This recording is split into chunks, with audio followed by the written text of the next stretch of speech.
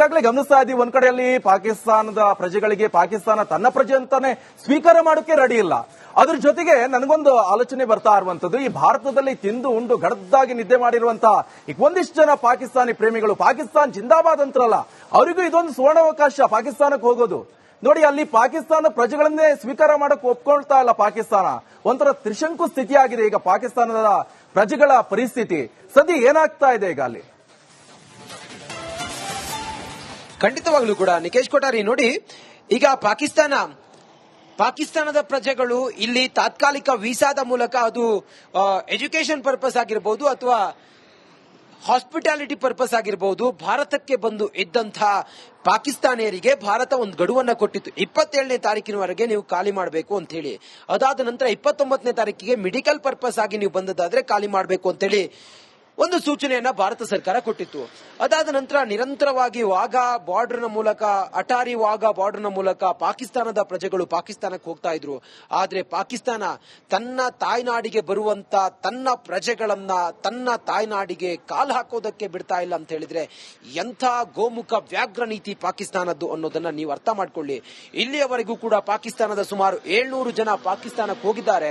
ಇನ್ನುಳಿದವರು ಕೂಡ ಪಾಕಿಸ್ತಾನಕ್ಕೆ ಹೋಗೋದಕ್ಕೆ ಅಟಾರಿ ವಾಘಾ ಬಾರ್ಡರ್ ನಲ್ಲಿ ಪಾಕಿಸ್ತಾನ ನಮ್ಮವರಲ್ಲ ಅಂತೇಳಿ ಹೇಳ್ತಾ ಇದೆ. ತನ್ನ ತಾಯ್ನಾಡಿನ ಪ್ರಜೆಗಳು ತಮ್ಮ ದೇಶಕ್ಕೆ ಹೋಗೋದಾದ್ರೆ ಅವರಿಗೆ ಅವಕಾಶವನ್ನ ಪಾಕಿಸ್ತಾನ ಕೊಡ್ತಾ ಇಲ್ಲ. ಇದು ಪಾಕಿಸ್ತಾನದ ಮೆಂಟಾಲಿಟಿ.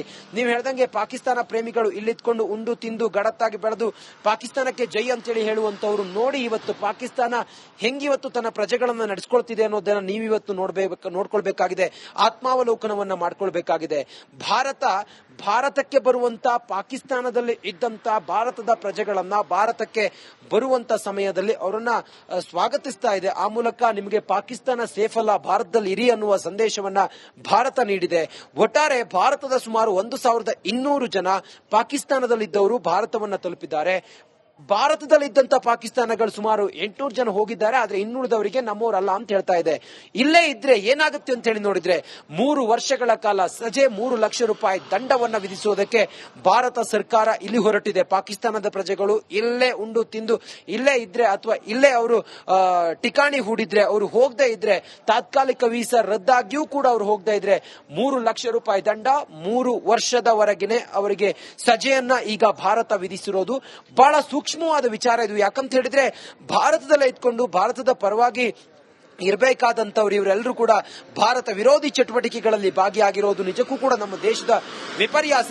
ಅಂತವರಿಗೆ ಈಗ ಗಂಟು ಮೂಟೆ ಕಟ್ಕೊಂಡು ಹೋಗಿ ಅಂತೇಳಿ ಹೇಳಿದೆ. ಆದ್ರೆ ಅಲ್ಲೂ ಕೂಡ ಅವರನ್ನ ಒಳಗಡೆ ಬಿಟ್ಕೊಳ್ತಾ ಇರೋದು ಪಾಕಿಸ್ತಾನದ ಇಂಥ ಹೀನ ಮನಸ್ಥಿತಿ ತಿಳಿಸುತ್ತೆ. ಸದ್ಯಕ್ಕೆ ಭಾರತ ಮಾತ್ರ ಅದರಲ್ಲಿ ರಾಜಿ ಆಗುವಂತ ಪ್ರಶ್ನೆಯೇ ಇಲ್ಲ.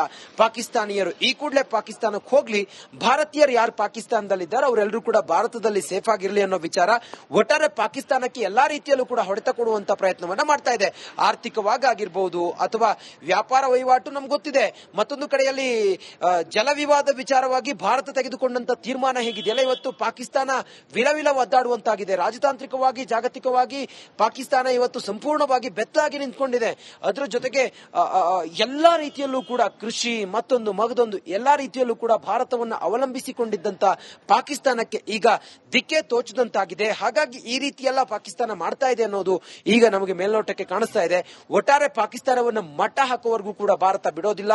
ಎಲ್ಲಿವರೆಗೂ ಈ ಭಯೋತ್ಪಾದನೆಗೆ ಕುಮ್ಮಕ್ಕು ಕೊಟ್ಟು ಭಾರತಕ್ಕೆ ಬೆನ್ನಿಗೆ ಚೂರಿ ಹಾಕುವಂತ ಕೆಲಸವನ್ನ ಪಾಕಿಸ್ತಾನ ಮಾಡ್ತಾ ಹೋಗುತ್ತೆ, ಅಲ್ಲಿವರೆಗೂ ಕೂಡ ಭಾರತದ ಏಟುಗಳಿಗೆ ಪಾಕಿಸ್ತಾನ ಎದೆಯನ್ನ ಕೊಡಲೇಬೇಕಾಗಿದೆ. ಪಾಕಿಸ್ತಾನ ಇವತ್ತು ಬರ್ಬಾತಾಗಿ ಹೋಗಿದೆ, ಭಿಕ್ಷೆ ಬೇಡ್ತಾ ಇದೆ ಅಂತಾರಾಷ್ಟ್ರೀಯವಾಗಿ. ಪಾಕಿಸ್ತಾನ ಪಾಶ್ಚಿಮಾತ್ಯ ದೇಶಗಳೆಲ್ಲವೂ ಕೂಡ ಪಾಕಿಸ್ತಾನದ ಈ ಭಯೋತ್ಪಾದನೆ ವಿರುದ್ಧ ಸೆಟೆದು ನಿಂತಿದ್ದಾವೆ. ಹಾಗಾಗಿ ಏಕಾಂಗಿಯಾಗಿರುವಂತ ಒಬ್ಬಂಟಿಯಾಗಿರುವಂತ ಪಾಕಿಸ್ತಾನ ಇವತ್ತು ದಿಕ್ಕೆ ತೋಚದೆ ತಲೆ ಮೇಲೆ ಕೈ ಹೊತ್ತು ಕೂತ್ಕೊಂಡಿದೆ.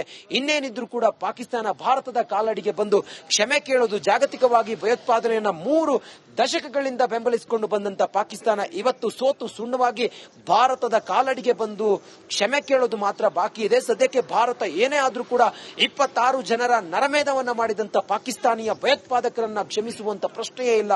ಅವರ ನರಮೇಧ ಸೇಡಿಗೆ ಸೇಡು ಅನ್ನೋ ರೀತಿಯಲ್ಲಿ ಭಾರತ ಪ್ರತಿರೋಧಕ್ಕಾಗಿ ಈಗ ಕಾಯ್ತಾ ಇದೆ. ಕೆಲವೇ ದಿನಗಳು ಮಾತ್ರ ಬಾಕಿ ಇದೆ. ಅದಕ್ಕೆ ಈ ಒಂದು ಪ್ರತಿರೋಧದ ಕ್ಷಣಕ್ಕೆ ಅಥವಾ ಆ ಒಂದು ಪ್ರತೀಕಾರದ ಕಿಚ್ಚಿಗೆ ನಾವು ರಿಪಬ್ಲಿಕ್ ಕನ್ನಡ ಈ ಒಂದು ಕಾಶ್ಮೀರದ ಈ ಸ್ಥಳದಲ್ಲಿದ್ದು ಕಣಿವೆ ರಾಜ್ಯದಲ್ಲಿದ್ದು ಸಾಕ್ಷಿ ಆಗ್ತಿದ್ದೀವಿ. Nikesh Kothari. Okay, thank you Ranjit ನಿಮ್ಮಲ್ಲ ಮಾಹಿತಿಗೆ. ಈಗಾಗಲೇ ಗಮನಿಸ್ತಾ ಇದ್ದೀವಿ, ಒಂದ್ ಕಡೆಯಲ್ಲಿ ಪಾಕಿಸ್ತಾನದ ಪ್ರಜೆಗಳಿಗೆ ಪಾಕಿಸ್ತಾನ ತನ್ನ ಪ್ರಜೆ ಅಂತಾನೆ ಸ್ವೀಕಾರ ಮಾಡೋಕೆ ರೆಡಿ ಇಲ್ಲ.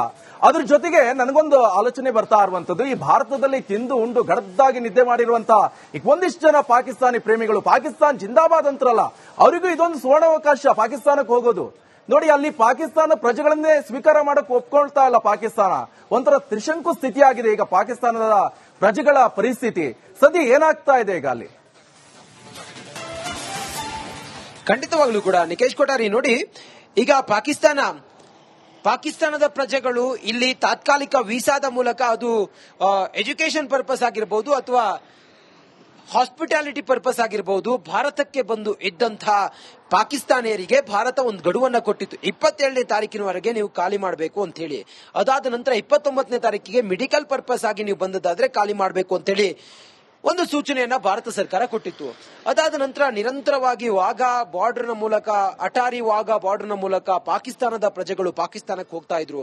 ಆದ್ರೆ ಪಾಕಿಸ್ತಾನ ತನ್ನ ತಾಯ್ನಾಡಿಗೆ ಬರುವಂತ ತನ್ನ ಪ್ರಜೆಗಳನ್ನ ತನ್ನ ತಾಯ್ನಾಡಿಗೆ ಕಾಲು ಹಾಕೋದಕ್ಕೆ ಬಿಡ್ತಾ ಇಲ್ಲ ಅಂತ ಹೇಳಿದ್ರೆ ಎಂಥ ಗೋಮುಖ ವ್ಯಾಘ್ರ ನೀತಿ ಪಾಕಿಸ್ತಾನದ್ದು ಅನ್ನೋದನ್ನ ನೀವು ಅರ್ಥ ಮಾಡ್ಕೊಳ್ಳಿ. ಇಲ್ಲಿಯವರೆಗೂ ಕೂಡ ಪಾಕಿಸ್ತಾನದ ಸುಮಾರು 700 ಜನ ಪಾಕಿಸ್ತಾನಕ್ಕೆ ಹೋಗಿದ್ದಾರೆ.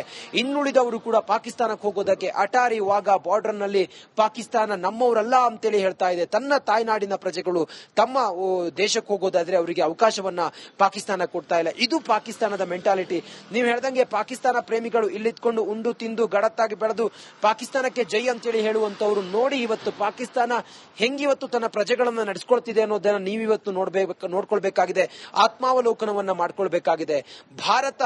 ಭಾರತಕ್ಕೆ ಬರುವಂತ ಪಾಕಿಸ್ತಾನದಲ್ಲಿ ಇದ್ದಂತ ಭಾರತದ ಪ್ರಜೆಗಳನ್ನ ಭಾರತಕ್ಕೆ ಬರುವಂತ ಸಮಯದಲ್ಲಿ ಅವರನ್ನ ಸ್ವಾಗತಿಸ್ತಾ ಇದೆ. ಆ ಮೂಲಕ ನಿಮಗೆ ಪಾಕಿಸ್ತಾನ ಸೇಫ್ ಅಲ್ಲ, ಭಾರತದಲ್ಲಿ ಇರಿ ಅನ್ನುವ ಸಂದೇಶವನ್ನ ಭಾರತ ನೀಡಿದೆ.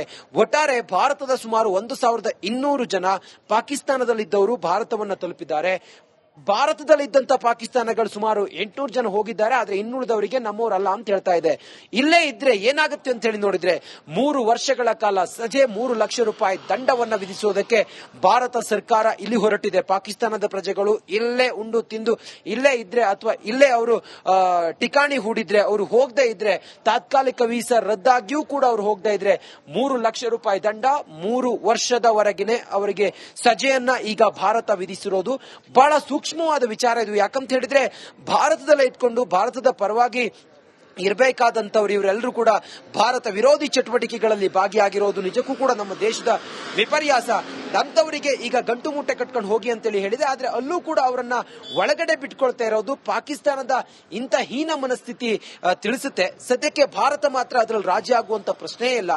ಪಾಕಿಸ್ತಾನಿಯರು ಈ ಕೂಡಲೇ ಪಾಕಿಸ್ತಾನಕ್ಕೆ ಹೋಗ್ಲಿ, ಭಾರತೀಯರು ಯಾರು ಪಾಕಿಸ್ತಾನದಲ್ಲಿದ್ದಾರೆ ಅವರೆಲ್ಲರೂ ಕೂಡ ಭಾರತದಲ್ಲಿ ಸೇಫ್ ಆಗಿರಲಿ ಅನ್ನೋ ವಿಚಾರ ಒಟ್ಟಾರೆ ಪಾಕಿಸ್ತಾನಕ್ಕೆ ಎಲ್ಲಾ ರೀತಿಯಲ್ಲೂ ಕೂಡ ಹೊಡೆತ ಕೊಡುವಂತ ಪ್ರಯತ್ನವನ್ನ ಮಾಡ್ತಾ ಇದೆ.